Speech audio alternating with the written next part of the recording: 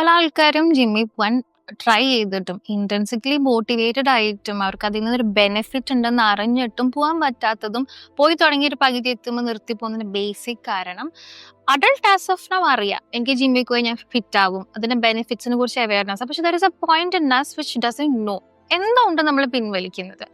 ഇവിടെയാണ് ഹിപ്നോതെറപ്പിയിൽ inner child concept വരുന്നത്. Adult as of know that I should go to gym, എനിക്കതിൽ നിന്ന് ബെനിഫിറ്റ് ഉണ്ട്, ഇതൊക്കെ ചെയ്ത് കഴിഞ്ഞാൽ ഞാൻ ആഗ്രഹിക്കുന്ന സ്ഥലത്തേക്ക് എത്താം. പക്ഷെ there is A child part in us who doesn't want it to happen.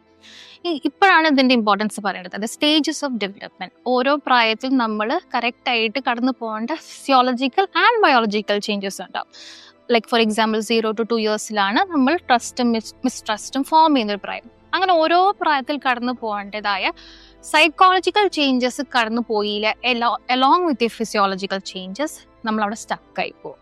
So this will have a lot of impact on how intrinsically motivated we are. അപ്പം പലപ്പോഴും I am not good enough എന്ന limiting beliefs, negative pattern thoughts ഒക്കെ ഈ പ്രായത്തിൽ എവിടെയെങ്കിലും accumulated ആയിട്ടുണ്ടാവും. ഇതുകൊണ്ട് കാരണം ആവാം.